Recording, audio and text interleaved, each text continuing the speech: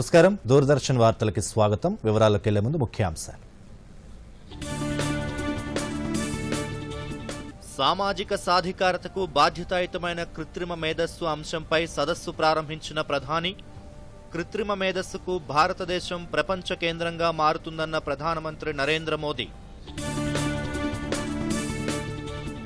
రాష్ట్రాలకు చెల్లించే జీఎస్టీ పరిహారంపై చర్చించేందుకు జీఎస్టీ కౌన్సిల్ భేటీ పరిహారం మొత్తాన్ని కేంద్రమే రాష్ట్రాలకు చెల్లించాలని రాష్ట్ర ఆర్థిక మంత్రి హరీష్ రావు డిమాండ్ అన్నం పెట్టే రైతన్నను ఆదుకోవడమే ప్రభుత్వ లక్ష్యమన్న కేంద్ర హోంశాఖ సహాయ మంత్రి కిషన్ రెడ్డి రైతుల మేలు కోసమే ఒకే దేశం ఒకే మార్కెట్ విధానం తీసుకొచ్చినట్లు వెల్లడి రాష్ట్రంలో ఆరోగ్యశ్రీని పగడ్బందీగా అమలు చేస్తామన్న ఆరోగ్య శాఖ మంత్రి ఈటెల రాజేందర్ పేదలపై ఒక్క రూపాయి కూడా భారం పడకుండా చికిత్స అందించేందుకు కార్యాచరణ రూపొందిస్తున్నామని స్పష్టీకరణ వైద్య రంగంలో విశిష్ట సేవలందించిన 3 శాస్త్రవేత్తలను వరించిన నోబెల్ బహుమతి హెపటైటిస్ సి వైరస్ ని గుర్తించిన హార్వే జే మైఖేల్ హ్యావ్టన్ చార్లెస్ ఎం రైస్ల పేర్లు పురస్కారానికి ఎంపిక వివరాలు సామాజిక సాధికారతకు బాధ్యతాయుతమైన కృత్రిమ మేధస్సు అనే అంశంపై జరిగే సదస్సుని ప్రధానమంత్రి నరేంద్ర మోదీ ప్రారంభించారు రెస్పాన్సిబుల్ ఆర్టిఫిషియల్ సోషల్ ఎంపవర్మెంట్ 2020 పేరుతో జరుగుతోన్న ఈ మెగా వర్చువల్ సమ్మిట్ ను కేంద్ర ఎలక్ట్రానిక్స్ అండ్ ఇన్ఫర్మేషన్ టెక్నాలజీ శాఖ నీతి ఆయోగ్ సంయుక్తంగా నిర్వహిస్తున్నాయి ఈ నెల 9వ తేదీ వరకు జరిగే ఈ సదస్సులో కృత్రిమ మేధస్సుపై ప్రముఖులు చర్చిస్తారు సామాజిక పారదర్శకతలో కృత్రిమ మేధ పాత్ర ఎంతో కీలకమైందని భావిస్తున్న ప్రభుత్వం ప్రపంచవ్యాప్తంగా వివిధ వ్యక్తుల నుంచి అభిప్రాయాలు సేకరిస్తోంది సబ్కా సాత్ సబ్కా వికాస్ అనే నినాదంతో ముందుకెళ్తోన్న మోదీ ప్రభుత్వం కృత్రిమ మేధస్సు సమ్మిళిత వృద్ధికి కీలకమని భావిస్తోంది It is a conference with all the top stalwarts in the AI world, and it has a conference which has 43 sessions with 220 speakers and almost 125 countries, and all the top AI experts, practitioners, policymakers will all be participating in it. The kind of talent we have, the kind of an opportunity we see before ourselves, this conference will act as a wonderful forum where we will get to see some of the finest experts from the area of technology, from the area of AI, not only from India but from across the globe. మరోవైపు కృత్రిమ మేధస్సుకు భారతదేశాన్ని ప్రపంచ కేంద్రంగా మార్చేందుకు కృషి చేస్తున్నట్లు ప్రధానమంత్రి నరేంద్ర మోదీ తెలిపారు సామాజిక సాధికారతకు బాధ్యతాయుతమైన కృత్రిమ మేధస్సు సదస్సుని వీడియో కాన్ఫరెన్స్ ద్వారా ప్రారంభించిన అనంతరం మోదీ మాట్లాడుతూ కృత్రిమ మేధస్సుపై చర్చను ప్రోత్సహించేందుకు ఈ సదస్సు ఎంతో ఉపయోగపడుతుందన్నారు కృత్రిమ మేధస్సును ఉపయోగించి అద్భుతాలు సృష్టించవచ్చన్నారు కృత్రిమ మేధస్సుపై ఇప్పటికే ఎంతో మంది భారతీయులు పనిచేస్తున్నట్లు చెప్పారు సాంకేతిక పరిజ్ఞానాన్ని ఉపయోగించడం వల్ల పారదర్శకత పెరిగి ఉత్తమ సేవలు అందించవచ్చనే విషయాన్ని భారతదేశం గుర్తించిందని ప్రధాని అన్నారు This will be dedicated towards rightful use of AI for solving problems of society. It will be implemented with the support of all stakeholders. RAGE can be a platform to brainstorm in this regard. Technology has transformed our workplaces.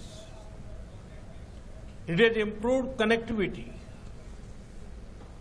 Time and again, technology has helped us solve key challenges. I am sure this merger between social responsibility and AI will enrich AI with human touch. Friends, artificial intelligence is a tribute to human intellectual power. The power to think enabled humans to make tools and technologies. Today, these tools and technologies have also acquired the power to learn and think. 42వ GST council meeting ఢిల్లీలో జరిగింది. కేంద్ర ఆర్థిక శాఖ మంత్రి నిర్మలా సీతారామన్ ఈ సమావేశానికి అధ్యక్షత వహించారు. వీడియో కాన్ఫరెన్స్ ద్వారా జరిగిన ఈ సమావేశంలో కేంద్ర ఆర్థిక శాఖ సహాయ మంత్రి అనురాగ్ ఠాకూర్తో పాటు రాష్ట్రాలకు చెందిన ఆర్థిక శాఖ మంత్రులు పాల్గొన్నారు. సమావేశంలో రాష్ట్రాలకు కేంద్రం చెల్లించే జీఎస్టీ పరిహారంపై చర్చించారు. మరోవైపు జీఎస్టీ పరిహారం మొత్తాన్ని కేంద్ర ప్రభుత్వమే రాష్ట్రాలకు చెల్లించాలి అని ఆర్థిక శాఖ మంత్రి హరీష్ రావు కోరారు. కోవిడ్ పరిస్థితుల్లో ఈ మొత్తం రాష్ట్రాలకు అత్యంత అవసరమని ఆయన స్పష్టం చేశారు. పరిహారం పొందడం రాష్ట్రాల చట్టబద్దమైన హక్కు అన్నారు. ఐజీఎస్టీ కింద రాష్ట్రాలకు రావాల్సిన మొత్తం వెంటనే చెల్లించాలన్నారు. ఈ ఏడాది 6 నెలల సెస్ వసూలు చేశారని, కేంద్రం రాష్ట్రాలకు చెల్లించాల్సిన 3 ఇన్స్టాల్మెంట్స్ పెండింగ్లో ఉన్నాయని తెలిపారు ఆయన. ఈ మొత్తం రాష్ట్రాలకు వెంటనే పంచాలని హరీష్ రావు కోరారు. దేశానికి ఆహారాన్ని అందిస్తోన్న రైతన్నను అన్ని విధాలా ఆదుకోవడమే కేంద్ర ప్రభుత్వ లక్ష్యమని కేంద్ర హోంశాఖ సహాయ మంత్రి కిషన్ రెడ్డి పేర్కొన్నారు. హైదరాబాద్లోని బీజేపీ రాష్ట్ర కార్యాలయంలో మీడియాతో మంత్రి మాట్లాడుతూ రైతులు ఆర్థికంగా అభివృద్ధి చెందినాడే దేశం అన్ని రంగాల్లో ముందుకు వెళ్తుందని ప్రధాని మోదీ విశ్వసించారని, అందుకే వ్యవసాయ బిల్లుల్ని తీసుకొచ్చినట్లు తెలిపారు ఆయన. ఆరుగాలం శ్రమించి పండించిన పంటలకు గిట్టుబాటు ధర లభించే విధంగా ఒకే దేశం ఒకే మార్కెట్ విధానానికి శ్రీకారం చుట్టామన్నారు. రైతులు నష్టపోకుండా దళారీ వ్యవస్థను రూపుమాపేందుకు నూతన వ్యవసాయ బిల్లులు దోహదపడతాయన్నారు. ఆహార పంటలపై అవగాహన లేని కాంగ్రెస్ నాయకులు రైతు బిల్లుల గురించి మాట్లాడడం హాస్యాస్పదంగా ఉందన్నారు. రైతులకు మేలు జరగాలని ఏకైక లక్ష్యంతో ఇతర రైతు సంఘాలు కోరినట్టుగా ఈరోజు కొత్త చట్టాలను తీసుకొస్తే దానికి వ్యతిరేకంగా రైతులకు అన్యాయం చేసే విధంగా మాట్లాడుతూ ఉన్నారు. ప్రైవేట్ మార్కెట్ యార్డులకు అనుమతిస్తూ రాష్ట్ర శాసనసభలో చట్టం చేశారు ప్రైవేట్ మార్కెట్ యార్డులను. ఆ రోజు ఈ తెలంగాణలో అధికారంలో ఉన్నటువంటి టీఆర్ఎస్ పార్టీ కూడా నాటి కాంగ్రెస్ పార్టీ ప్రభుత్వంలో భాగస్వామిగా ఉన్నది. మోడీ గారికి అనుకూలంగా పెరుగుతున్నటువంటి భావనను, సద్భావనను, సానుభూతిని చూసి భయపడి ఈరోజు ఈ యొక్క చట్టాలను కూడా టీఆర్ఎస్ ప్రభుత్వం కూడా పార్టీ కూడా వ్యతిరేకిస్తున్నది. ఈ మూడుకు సంబంధించినటువంటి చట్టాలు ఏవైతున్నాయో జూన్ 10వ తేదీన ఆర్డినెన్స్ వచ్చినప్పటి నుంచి కూడా ఈ దేశంలో ఎంఎస్పి ఎక్కడ తగ్గలేదు.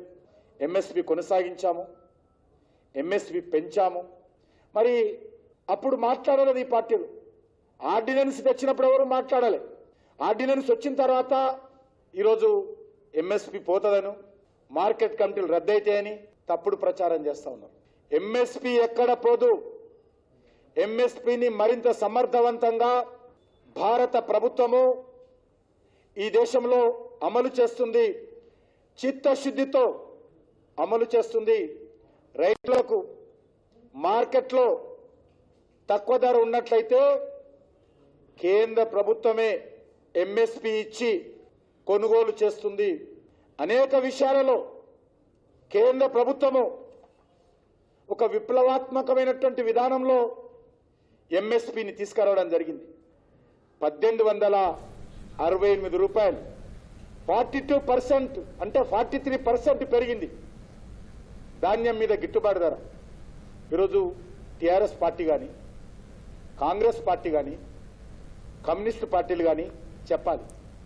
43% నరేంద్ర మోడీ గారి ప్రభుత్వం వచ్చిన తర్వాత ధాన్యం మీద ఎంఎస్పి పెంచి కొనుగోలు చేసినటువంటి ఘనత నరేంద్ర మోడీ గారి ప్రభుత్వానికి తప్ప. రాష్ట్రంలో శాంతి భద్రతల నిర్వహణతో పాటు ఇతర అంశాలపై చర్చించేందుకు బుధవారం పోలీసు ఉన్నతాధికారులతో సీఎం కేసీఆర్ విస్తృత స్థాయి సమావేశాన్ని నిర్వహించనున్నారు. రాష్ట్రంలో శాంతి భద్రతలు, మహిళల భద్రత, అడవుల సంరక్షణ, కలప స్మగ్లింగ్ అరికట్టడం, గంజాయి తదితర మాదక ద్రవ్యాల నియంత్రణ తదితర అంశాలపై ఈ సమావేశంలో విస్తృతంగా చర్చించనున్నారు. అవసరమైన నిర్ణయాలు తీసుకుంటారు. హోం, అటవీ శాఖ మంత్రులు, కార్యదర్శులు, ప్రభుత్వ ప్రధాన కార్యదర్శి, డీజీపీ, అడిషనల్ డీజీపీలు, ఐజీలు, డీఐజీలు, పోలీస్ కమిషనర్లు, ఎస్పీలు ఈ సమావేశంలో పాల్గొంటారు. తెలంగాణ రాష్ట్రంలో ఆరోగ్యశ్రీ పథకాన్ని పగడ్బందీగా అమలు చేస్తామని వైద్య ఆరోగ్య శాఖ మంత్రి ఈటెల రాజేందర్ స్పష్టం చేశారు. ఈ విషయంలో ఎవరూ అనుమానాలు పెట్టుకోవాల్సిన అవసరం లేదన్నారు. కార్పొరేట్ ఆసుపత్రుల్లో ఆరోగ్యశ్రీ సమస్యలపై సంబంధిత అధికారులతో చర్చించామని మంత్రి తెలిపారు. సీఎం కేసీఆర్ సూచనల మేరకు ఆరోగ్యశ్రీలో మార్పులు చేస్తున్నామని వెల్లడించారు. కార్పొరేట్ ఆసుపత్రికి వెళ్లినా ఏ ఒక్క రోగి కూడా వెనక్కి తిరిగి రాకుండా ఆరోగ్యశ్రీ కింద చికిత్స చేయించేలా చర్యలు తీసుకుంటామన్నారు. అర్హులైన పేదలపై ఒక్క రూపాయి కూడా భారం పడకుండా చికిత్స అందిస్తామన్నారు. అందుకు కార్యాచరణ రూపొందిస్తున్నామని తెలిపారు. కరోనా తీవ్రత, కేసులు తగ్గినా అప్రమత్తంగా ఉండాలని సూచించారు. బతుకమ్మ, దసరా పండుగల సమయంలో ప్రజలు జాగ్రత్తగా ఉండాలని కోరారు. హైదరాబాద్ నగరాన్ని మరింత సురక్షిత నగరంగా మార్చేందుకు అవసరమైన ప్రణాళికలు తయారు చేయాలని పురపాలక శాఖ మంత్రి కె తారక రామారావు అధికారులను ఆదేశించారు. రాష్ట్ర డీజీపీ, హైదరాబాద్, సైబరాబాద్, రాచకొండ పోలీస్ కమిషనర్లతో పాటు జీహెచ్ఎంసీ, మున్సిపల్ శాఖ అధికారులతో నిర్వహించిన సమావేశంలో ఈ ఆదేశాలు జారీ చేశారు కేటీఆర్. ప్రస్తుతం నగరంలో ఉన్న సుమారు 5,80,000 సీసీ కెమెరాలకు అదనంగా మరిన్ని కెమెరాలను ఏర్పాటు చేయాల్సిన అవసరం ఉందని, హైదరాబాద్ నగరంలో మొత్తం 10 లక్షల కెమెరాలను ఏర్పాటు చేసేందుకు చర్యలు చేపట్టాలన్నారు. ప్రభుత్వం చేపట్టిన చర్యల ఫలితంగా గత 6 సంవత్సరాలుగా హైదరాబాద్లో శాంతి భద్రతల విషయంలో ఎలాంటి ఇబ్బందులు తలెత్తలేదన్నారు.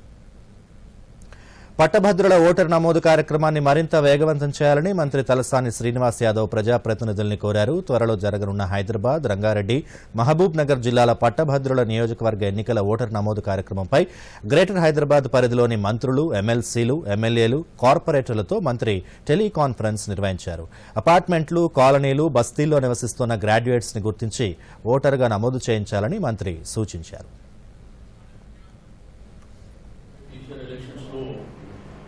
మనకు అనుభవం లేక ఏదో గ్రాడ్యుయేట్స్ అంటే వాళ్ళే ఎగ్జిస్టింగ్ ఉన్న వాళ్ళు, ఎన్రోల్ అయిన వాళ్ళు, కొత్త ఎన్రోల్మెంట్ ఎట్లా అనేటువంటి ఒక కన్ఫ్యూజన్ కూడా మనకు ఉండే. అయితే ఈ మధ్యాహ్నం సుప్రీంకోర్టు ఒక డైరెక్షన్ ఇచ్చి గతంలో ఉన్నటువంటి ఓటర్ లిస్ట్ అంతా అబాలిష్ చేసిన తర్వాత ఫ్రెష్ గా అక్టోబర్ 1వ తేదీ నుంచి ఎన్రోల్మెంట్ స్టార్ట్ అయింది. కాబట్టి అయితే గ్రాడ్యుయేట్స్ అంటే ఏదో బయట దేశంలో ఉన్న వాళ్ళు, లేకపోతే గవర్నమెంట్ ఎంప్లాయీ, చాలా మంది ఎమ్మెల్యేలు కావచ్చు, సీనియర్ నాయకులు కావచ్చు, అందరు గ్రాడ్యుయేట్స్ ఉన్నారు. మన కుటుంబంలో కూడా కంపల్సరీ 2-3 గ్రాడ్యుయేట్స్ ఉన్నారు, డిగ్రీ పూర్తి చేసిన వాళ్ళు. 2017 అక్టోబర్ 30 తారీఖు వరకు వాళ్ళ గ్రాడ్యుయేషన్ కంప్లీట్ అయ్యి మీకు బిఏ కానీ, బిఎస్సీ కానీ, బీకామ్ కానీ, ఎల్ఎల్బి కానివ్వండి, మెడిసిన్ కానివ్వండి, పోస్ట్ గ్రాడ్యుయేషన్, ప్రొఫెషనల్ కోర్స్ ఇవన్నీ కూడా చేసిన వాళ్ళు మన ఇంట్లో ఉన్నారు. కాబట్టి మీ అందరికీ రిక్వెస్ట్ అలా, మొన్న గౌరవ శాసనసభ్యులు కూడా సీఎం గారి దగ్గర మీటింగ్ అయినప్పుడు పార్టిసిపేట్ చేశారు, మన కేటీఆర్ గారి దగ్గర మీటింగ్ అయినప్పుడు కూడా పార్టిసిపేట్ చేశారు. వాళ్ళు కూడా ఆల్రెడీ మీ డివిజన్ లో కానీ మీ కాన్స్టిట్యూన్సీలలో మీటింగ్ పెట్టుకొని మీకు చెప్పారు. దీంట్లో చిన్న బస్తీలు, మిడిల్ క్లాస్ ఫ్యామిలీ కానీ, బ్యాక్వర్డ్ కమ్యూనిటీస్ కానీ, లేకపోతే అప్పర్ కమ్యూనిటీస్ కానివ్వండి, కాలనీలే కాకుండా ఈరోజు పేద వర్గాల పిల్లలు కూడా గ్రాడ్యుయేషన్ చేసి ఉన్నారు. దయచేసి అక్కడ వాళ్ళ ఇంటి వరకు రీచ్ అయ్యి వాళ్ళని ఎన్రోల్మెంట్ చేయించినట్టయితే రాబోయే ఎన్నికలలో ఇది మనకు పూర్తి స్థాయిలో ఉపయోగపడుతుంది. అయితే ఫామ్ 18 కింద మనకి ఇచ్చినటువంటిది ఒక 2 ఫోటోలు కానివ్వండి, డిగ్రీ సర్టిఫికెట్, దాంతోపాటు ఎస్టేట్ ఆఫీసర్ సంతకం కూడా, నోటరీ కూడా చేసే అవకాశం ఉంది. ఆధార్ కార్డు, ఓటర్ గుర్తింపు కార్డు ఇవన్నీ కూడా కంపల్సరీ చేశారు. కాబట్టి దయచేసి దీని మీద పెద్ద ఎత్తున మనం కాన్సన్ట్రేషన్ చేయవలసినటువంటి అవసరం ఉన్నది. గ్రేటర్ హైదరాబాద్ మున్సిపల్ కార్పొరేషన్ ఎన్నికలను బ్యాలెట్ పద్ధతిలో నిర్వహించాలని రాష్ట్ర ఎన్నికల సంఘం నిర్ణయించింది. కరోనా వ్యాప్తి నేపథ్యంలో ఈ నిర్ణయం తీసుకుంది. ఎన్నికల నిర్వహణ విషయమై ఇప్పటికే ఎన్నికల సంఘం అఖిలపక్ష సమావేశం నిర్వహించి పార్టీల నుంచి అభిప్రాయాలు కోరింది. ఈ అంశంపై రాష్ట్రంలో గుర్తింపు పొందిన 50 రాజకీయ పార్టీలకు లేఖ రాసింది.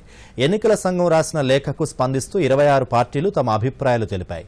వీటిలో కేవలం 3 పార్టీలు మాత్రమే ఈవీఎంల ద్వారా ఎన్నికలు నిర్వహించాలని కోరగా మిగతా పార్టీలన్నీ బ్యాలెట్ పద్ధతిలో నిర్వహించాలని కోరాయి.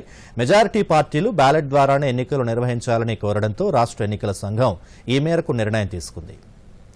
ఎంసెట్ కౌన్సిలింగ్ షెడ్యూల్ ఖరారైంది. ఈ నెల 9 నుంచి 17 వరకు ఆన్లైన్లో స్లాట్ల నమోదు చేసుకునేందుకు అవకాశం కల్పించారు. ఈ నెల 12 నుంచి 18 వరకు అభ్యర్థుల ధృవపత్రాలు పరిశీలిస్తారు. 12 నుంచి 20 వరకు ఎంసెట్ వెబ్ ఆప్షన్లు పెట్టుకోవచ్చు. 22న మొదటి విడత ఇంజనీరింగ్ సీట్లను కేటాయిస్తారు. 29 నుంచి ఎంసెట్ తుది విడత కౌన్సిలింగ్ ప్రక్రియ జరగనుంది. 30న తుది విడత ధృవపత్రాలు పరిశీలిస్తారు. 30, 31వ తేదీల్లో తుది విడత ఎంసెట్ వెబ్ ఆప్షన్లు ఇచ్చుకోవచ్చు. నవంబర్ 2న ఇంజనీరింగ్ తుది విడత సీట్లు కేటాయిస్తారు. నవంబర్ 4న స్పాట్ అడ్మిషన్ల మార్గదర్శకాల్ని విడుదల చేస్తారు. దేశంలో కరోనా పాజిటివ్ కేసుల సంఖ్య 66 లక్షలు దాటింది. గడిచిన 24 గంటల్లో 9,89,860 పరీక్షలు నిర్వహించగా 74,442 పాజిటివ్ కేసులు నమోదయ్యాయి. దీంతో ఇప్పటి వరకు కరోనా కేసుల సంఖ్య 66,23,816కి చేరింది. కోవిడ్తో 903 మంది మృతి చెందారు. ఇప్పటి వరకు ప్రాణాలు కోల్పోయిన వారి సంఖ్య 1,02,685కి పెరిగింది. మరోవైపు నిన్న ఒక్కరోజే మరో 76,737 మంది కోలుకున్నారు. దీంతో మొత్తం కోలుకున్న వారి సంఖ్య 55,86,703కు చేరింది. ప్రస్తుతం 9,34,427 క్రియాశీల కేసులున్నాయి. దేశవ్యాప్తంగా కరోనా పేషెంట్ల రికవరీ రేటు 84.34% ఉండగా మరణాల రేటు 1.55%గా ఉంది. ఇక తెలంగాణలో కరోనా కేసుల సంఖ్య 2 లక్షలు దాటింది. రాష్ట్రంలో నిన్న రాత్రి 8 గంటల వరకు 1,335 కొత్త పాజిటివ్ కేసులు నమోదయ్యాయి. దీంతో ఇప్పటి వరకు నమోదైన కేసుల సంఖ్య 2,611,011కి చేరినట్లు వైద్య ఆరోగ్య శాఖ ప్రకటించింది. నిన్న ఒక్కరోజే కరోనాతో 8 మంది మృతి చెందారు. దీంతో మృతుల సంఖ్య 1,171కి చేరింది. మరోవైపు కరోనా బారి నుంచి నిన్న ఒక్కరోజే 2,176 మంది కోలుకున్నారు. దీంతో ఇప్పటి వరకు కోలుకున్న బాధితుల సంఖ్య 1,72,388కి చేరింది. రాష్ట్రంలో ప్రస్తుతం 27,052 యాక్టివ్ కేసులున్నాయని, వారిలో 22,134 మంది హోమ్ ఐసోలేషన్లో చికిత్స పొందుతున్నారని వైద్య ఆరోగ్య శాఖ తెలిపింది. విదేశీ కరోనా వ్యాక్సిన్లను భద్రతా పరీక్షల తర్వాతే దేశంలోకి అనుమతిస్తామని కేంద్ర ప్రభుత్వం స్పష్టం చేసింది. దేశం వెలుపల తయారయ్యే కోవిడ్-19 వ్యాక్సిన్లని దేశంలో ప్రవేశపెట్టేందుకు అదనపు నిర్ధారణ పరీక్షలు తప్పనిసరని కేంద్ర ఆరోగ్య శాఖ మంత్రి డాక్టర్ హర్షవర్ధన్ అన్నారు. వ్యాక్సిన్ల భద్రత, రోగనిరోధకతను నిర్ధారించే బ్రిడ్జింగ్ అధ్యయనాలు సంతృప్తికరంగా ఉంటేనే వాటికి అనుమతి లభిస్తుందని స్పష్టం చేశారు. కరోనా వైరస్ వ్యాక్సిన్లను దేశంలో ప్రవేశపెట్టే అవకాశాన్ని ప్రభుత్వం పరిశీలిస్తోందన్నారు. విదేశాల్లో జరిగిన క్లినికల్ ట్రయల్స్లో సురక్షితం, ప్రభావవంతం, రోగనిరోధానికి తోడ్పడేవిగా నిర్ధారణైన వ్యాక్సిన్లను కూడా భారత ప్రజలకు సరిపడేవిగా నిరూపించుకోవాల్సి ఉంటుందన్నారు.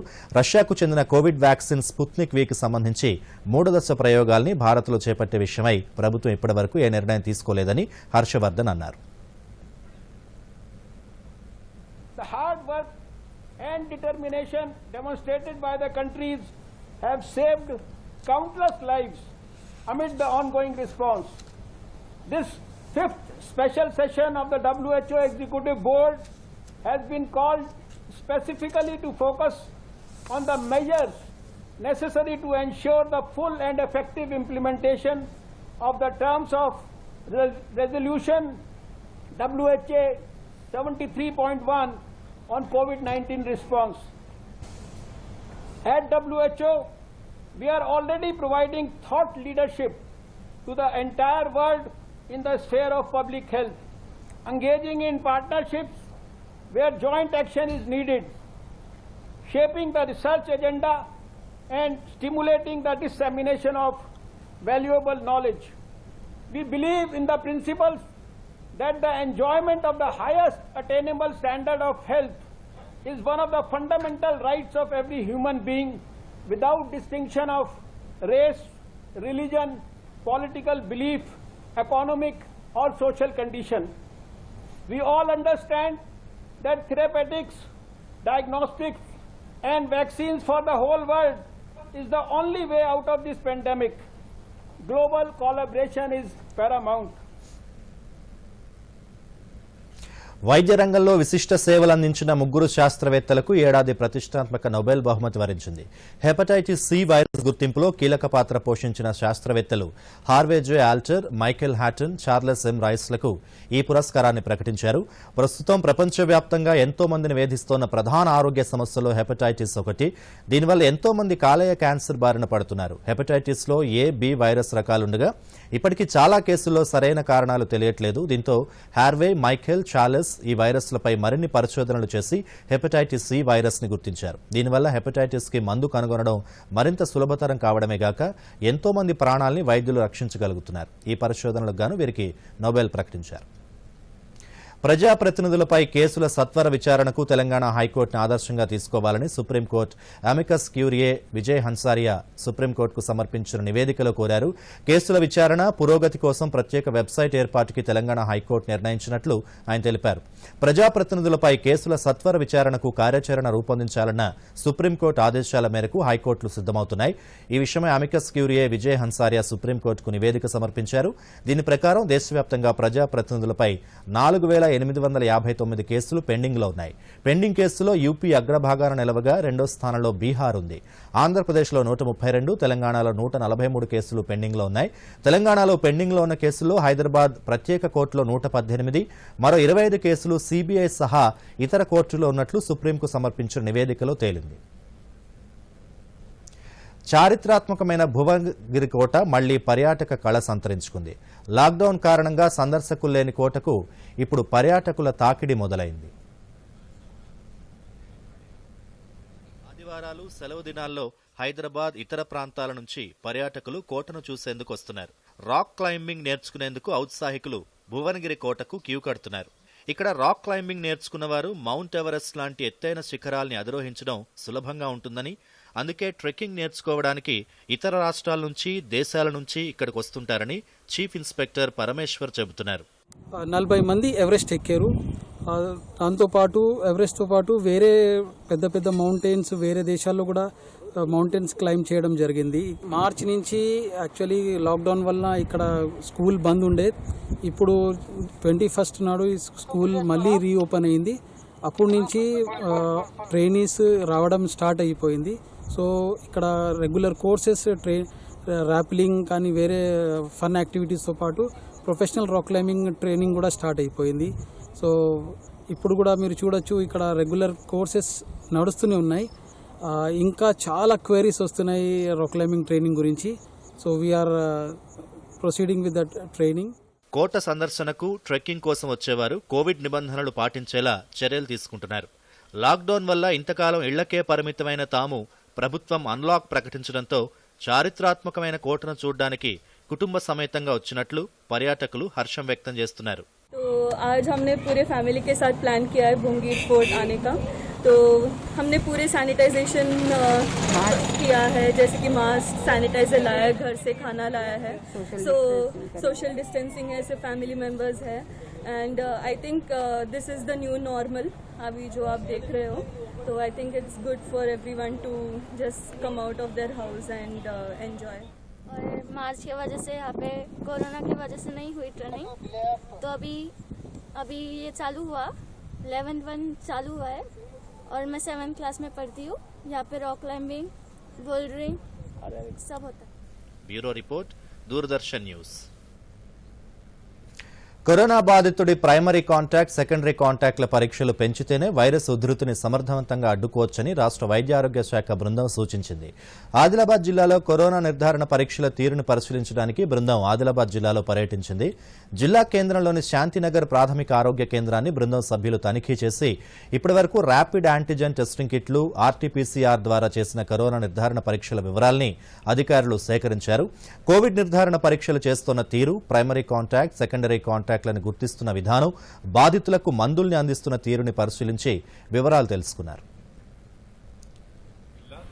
ఈ సందర్భంగా వైద్య ఆరోగ్య శాఖ అధికారులు మాట్లాడుతూ కోవిడ్ జాగ్రత్తలు పాటిస్తూ వైరస్ నియంత్రణకు ప్రతి ఒక్కరూ కృషి చేయాలని సూచించారు. దీంట్లో సపోర్టివ్ సూపర్విజన్ అంటే ఇక్కడ ఆల్రెడీ కోవిడ్-19 పాండమిక్ తోటి దేశాలే కాకుండా ప్రపంచం అంతా ఇప్పుడు తలదిల్లుతున్నది. కాబట్టి దానికి ఎట్లా కంట్రోల్ మెజర్స్ చేయాలి, మన ఉన్న సిబ్బంది ఎట్లా పనిచేస్తున్న పనితీరు అదంతా మేము పరిశీలించి వాళ్ళకి కొన్ని సలహాలు ఇవ్వాలని అక్కడ హైదరాబాద్ నుంచి ఇక్కడికి రావడం జరిగింది. ఇక్కడ ఇప్పుడు కాంటాక్ట్ సర్వేలెన్స్ అంటే ముఖ్యంగా ఇంటింటికి వెళ్ళి జ్వరాలు ఉన్నాయా, సర్ది ఉందా, దగ్గు ఉందా అటువంటి కేసులు నమోదు చేసుకొని వాళ్ళకి ప్రాథమిక ఆరోగ్య కేంద్రానికి ఇక్కడ టెస్టింగ్ ఏదైతే జరుగుతుందో అదే టెస్టింగ్ చేయించి అదేవిధంగా హోమ్ ఐసోలేషన్, అదేవిధంగా ప్రైమరీ కాంటాక్ట్ అంటే వాళ్ళు ఎవరెవరు 14 రోజులు ప్రీవియస్గా పాజిటివ్ పర్సన్ కాంటాక్ట్లు వచ్చారో వాళ్ళందరికీ ప్రైమరీ కాంటాక్ట్స్ అందరికి ఐడెంటిఫై చేయడం, అదేవిధంగా సెకండరీ కాంటాక్ట్స్ వాళ్ళు మళ్ళా ఎంతమందికి కలిశారు వాళ్ళకి కనీసం ఒక 40 మంది కాంటాక్ట్స్ ఉంటారని ఒక అంచనా ఒక పాజిటివ్ పర్సన్ కనుక అవందరికీ ఐడెంటిఫై చేసి టెస్టింగ్ చేసి వాళ్ళకి ఐసోలేషన్లో పెట్టి తొందరగా ఈ చైన్ ఏదైతే మనకు కోవిడ్-19 చైన్ ఉందో ఒకరి నుంచి ఇంకొకరికి రావడం అది కట్ చేస్తే గానీ కోవిడ్-19 మనం కంట్రోల్ చేయలేము. కాబట్టి సిబ్బంది అంతా ఇంకా బాగా పనిచేయాలనేసి ఆశిస్తూ ఈరోజు ఇక్కడ రావడం జరిగింది. దేశవ్యాప్తంగా ఏ రాష్ట్రంలోనూ ఎక్కడా లేని విధంగా సంక్షేమ పథకాలు అమలు చేస్తున్న ఏకైక రాష్ట్రం తెలంగాణ అని పంచాయతీరాజ్ శాఖ మంత్రి ఎర్రబెల్లి దయాకర్ రావు అన్నారు. కరోనా ఇబ్బందుల్లో ఉన్న సీఎం కేసీఆర్ సంక్షేమ పథకాలు ఖచ్చితంగా అమలు చేయాలని చెప్పిన మహనీయుడని కొనియాడారు. మహబూబాబాద్ జిల్లాలో పలు కార్యక్రమాల్లో పాల్గొన్న మంత్రి మాట్లాడుతూ కేంద్ర ప్రభుత్వం రాష్ట్రానికి గోరంత నిధులిచ్చి కొండంతలుగా చెప్పుకుంటోందన్నారు. ప్రతి ఏటా 60,000 కోట్ల రూపాయలు కేంద్రానికి పన్నుల రూపంలో చెల్లిస్తుండగా రాష్ట్రానికి మాత్రం 21,000 కోట్ల రూపాయలు ఇస్తోందని చెప్పారు. సంవత్సరం 50,000 నుంచి 60,000 కోట్ల వరకు మనం గడుతున్నాం. మన తెలంగాణ రాష్ట్రం నుంచి హైయెస్ట్ కట్టేది. ఆంధ్రప్రదేశ్ కంటే ఎక్కువ కట్టేది మన తెలంగాణ రాష్ట్రం. కేంద్రానికి గడతాం. అంతకుముందు జిల్లాలోని తొర్రూరు మండల కేంద్రంలో 588 మంది రైతులకు పట్టాదారు పాస్ పుస్తకాలు, 93 మంది లబ్ధిదారులకు కళ్యాణలక్ష్మి, షాదీ ముబారక్ చెక్కులు అందజేశారు. జాతీయ నులిపురుగుల వారోత్సవాల సందర్భంగా నులిపురుగుల నివారణ కోసం చిన్నపిల్లలకు అల్జాండజోల్ టాబ్లెట్లు పంపిణీ చేశారు. వచ్చేది కూడా నేను మొన్న కూడా చెప్పాను, ఈ పెన్షన్లు కూడా మేము ఒక బీజేపీ నాయకుడు బండి సంజయ్ ఉన్నట్టున్నది ఎక్కడో దిక్కున అన్నాడు బీజేపీ నాయకుడు, ఈ పెన్షన్లు కూడా మేమే ఇస్తాను కేంద్రం నుంచి. నేను మన అసెంబ్లీలో చెప్పిన లెక్కలు 12,000 కోట్లు మనం ప్రతి సంవత్సరం 12,000 కోట్లు పెన్షన్లకు ఇస్తాను. 12,000 కోట్లు. గతంలో 2 రాష్ట్రాలకు వచ్చినప్పుడు 300 కోట్లు ఇచ్చేది తెలంగాణకు. మనం ఈ తెలంగాణ వచ్చి కేసీఆర్ గారు వచ్చిన తర్వాత 12,000 కోట్లు పేదవాళ్లకు పెన్షన్ ఇస్తున్నాం. దాంట్లో ఇచ్చేది ఎంత అంటే కేంద్రం 200 కోట్లు. 200 కోట్లు ఇచ్చి మీ ఇచ్చేసి పొట్టు కొడుకున్నట్టున్నది వాళ్ళు. నేను చెప్పాను, రూపాయి ఇస్తే రూపాయిలో ₹1.80 ఇస్తారు. 100 రూపాయలలో ₹1.80 ఇస్తారు. వాళ్ళు ఇచ్చినాయి 100 రూపాయలలో ₹1.80 ఇచ్చి నేను ఇస్తాను అని పెన్షన్ చెప్పుకుంటాను. అంటే ఇంత కష్టకాలం కూడా కేసీఆర్ గారు పేదల విషయంలో, రైతుల విషయంలో కూడా. యుద్ధానికి దేశం సిద్ధంగా ఉన్నట్లు వైమానిక దళ చీఫ్ మార్షల్ ఆర్కేఎస్ భదౌరియా స్పష్టం చేశారు. యుద్ధపరంగా మన దళాలు సంసిద్ధంగా ఉన్నట్లు తెలిపారు. భవిష్యత్తులో ఎటువంటి యుద్ధం వచ్చినా దాంట్లో విజయం సాధించే రీతిలో మన దళాలు ఉన్నాయన్నారు. పొరుగు దేశాల నుంచి ప్రమాదం పొంచున్న నేపథ్యంలో యుద్ధ సామర్థ్యాన్ని మెరుగుపరుచుకోవాల్సిన అవసరం ఉందన్నారు. అన్ని కీలక ప్రాంతాల్లో దళాల్ని మోహరించామని వెల్లడించారు. యుద్ధ విమానాలైన రఫేల్స్, చినూక్లు, అపాచీల్ని అతి తక్కువ సమయంలో ఆపరేట్ చేస్తామని, రానున్న 3 ఏళ్లలో రఫేల్స్, LCA Mark 1 స్క్వాడ్రన్లు పూర్తి సామర్థ్యంతో పనిచేయనున్నట్లు ఆయన తెలిపారు. ప్రస్తుతం ఉన్న వైమానిక శక్తికి MiG-29 తోడ్పాటు ఉంటుందన్నారు. To continue to scale up our combat capability and credibility as a force to reckon through modernization and operational training, and substantially increase indigenous equipment to achieve self-reliance and strategic autonomy. We have deployed across to all relevant operational locations that is required to access this area. The details of our deployment I obviously can't go into, but be rest assured that we have deployed strongly and are firmly in place to handle any contingency. With respect to your question on whether we are in position to take on China in that area, of course we are. There is no question of not taking over, not taking on the threat there. We are very well positioned. మారటోరియంపై విచారణను supreme court October 13వ తేదీకి వాయిదా వేసింది. వడ్డీలు మళ్లీ లెక్కగట్టేందుకు మార్గదర్శకాల జారీ, notifications, సర్క్యులర్ల జారీ వంటి అంశాలపై అఫిడవిట్ దాఖలు చేయాలని ప్రభుత్వానికి ఆర్బీఐని ఆదేశించింది. విచారణ సందర్భంగా కేంద్ర కేబినెట్ నోట్ని సుప్రీంకోర్టుకు సమర్పించి ఆమోదం తీసుకుంది. ప్రభుత్వ అఫిడవిట్లో సమగ్ర సమాచారం లేదని న్యాయస్థానం అసంతృప్తి వ్యక్తం చేసింది. రియల్ ఎస్టేట్ బిల్డర్లను పట్టించుకోలేదన్న విషయాన్ని న్యాయవాదులు కోర్టు దృష్టికి తీసుకెళ్లారు. ఖాళీ సమయంలో ఒక హైస్కూల్ విద్యార్థికి తట్టిన ఆలోచన వినూత్న ప్రయోగానికి దారితీసింది. తనకొచ్చిన ఆలోచనకు కార్యరూపం ఇచ్చి అందరి చేత శభాష్ అనిపించుకున్నాడు. ప్రభుత్వం ప్రోత్సహిస్తే మరెన్నో కొత్త ఆవిష్కరణలపై దృష్టి పెడతానంటున్నాడు ఆదిలాబాద్ జిల్లాకు చెందిన ఆ విద్యార్థి. మరిన్ని వివరాలు. ఇంధన ధరలు రోజురోజుకు పెరిగిపోతున్నాయి. వాహనదారుల జేబులు ఖాళీ అవుతున్నాయి. దీనికి చెక్ పెట్టాలని ఆలోచించాడు ఆదిలాబాద్ జిల్లా గుడిహత్నూర్ మండల కేంద్రానికి చెందిన 9వ తరగతి చదివే నౌమాన్ ఖాన్. తనకొచ్చిన ఆలోచనకు వెంటనే కార్యరూపం ఇచ్చాడు. పాత సామాన్లు సేకరించి 15,000 ఖర్చుతో 30 రోజులు కష్టపడి బ్యాటరీతో నడిచే ద్విచక్ర వాహనాన్ని రూపొందించాడు. ఈ వాహనానికి బ్యాటరీతో పాటు వేగ నియంత్రణకు 30 హార్స్ పవర్ కలిగిన యంత్రం, ఇండికేటర్లను బిగించాడు. గంట ఛార్జింగ్ చేస్తే చాలు, గంటకు 50 కిలోమీటర్ల వేగంతో ప్రయాణించొచ్చు. గంటసేపు ఛార్జింగ్ చేస్తే చాలు, 15 రూపాయలు మాత్రమే ఖర్చవుతుందని చెప్తున్నాడు నౌమాన్ ఖాన్. ప్రభుత్వం ప్రోత్సహిస్తే సరికొత్త ఆవిష్కరణలపై దృష్టి పెడతారని ధీమా వ్యక్తం చేస్తున్నాడు. और मैंने लॉकडाउन में मैं खाली था, इसलिए मैंने एक बाइक बनाई जो इलेक्ट्रिसिटी पे चलती.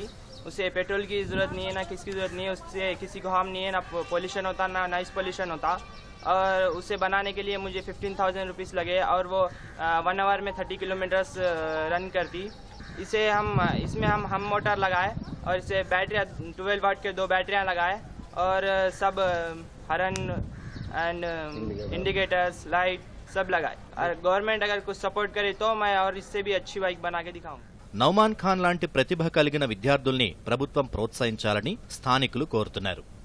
అతనిలో ఉన్న తపన అతన్ని ఒక మంచి వెహికల్ తయారు చేసేటట్టు చేసింది. ఇప్పుడు మనం చూసుకున్నట్టయితే చాలా వరకు పెద్ద పెద్ద కంపెనీలు టెస్లా లాంటివి అన్ని ఎలక్ట్రిక్ వెహికల్ వైపు మూవ్ అవుతున్నాయి.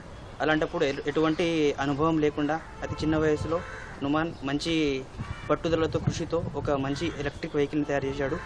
ప్రభుత్వం ఇలాంటి టాలెంట్ని ప్రోత్సహించి వీళ్ళకు తగిన నైపుణ్యాన్ని అందించి వారికి సరియైన ఆర్థిక సహాయాన్ని అందించాలని కోరుకుంటాను. Bureau report, Doordarshan news. వార్తలు ముగించే ముందు ముఖ్యాంశాలు మరోసారి.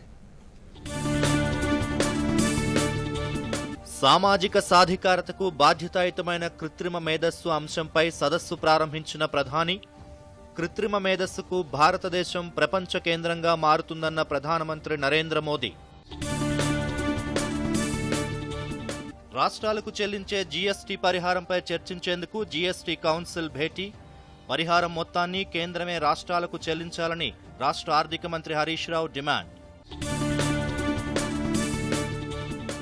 అన్నం పెట్టే రైతన్నను ఆదుకోవడమే ప్రభుత్వ లక్ష్యమన్న కేంద్ర హోంశాఖ సహాయ మంత్రి కిషన్ రెడ్డి. రైతుల మేలు కోసమే ఒకే దేశం ఒకే మార్కెట్ విధానం తీసుకొచ్చినట్లు వెల్లడి. రాష్ట్రంలో ఆరోగ్యశ్రీని పగడ్బందీగా అమలు చేస్తామన్న ఆరోగ్య శాఖ మంత్రి ఈటెల రాజేందర్. పేదలపై ఒక్క రూపాయి కూడా భారం పడకుండా చికిత్స అందించేందుకు కార్యాచరణ రూపొందిస్తున్నామని స్పష్టీకరణ. వైద్య రంగంలో విశిష్ట సేవలందించిన 3 శాస్త్రవేత్తలను వరించిన నోబెల్ బహుమతి. హెపటైటిస్ సి వైరస్ ని గుర్తించిన హార్వే జే, మైఖేల్ హ్యావ్టన్, చార్లెస్ ఎం రైస్ల పేర్లు పురస్కారానికి ఎంపిక.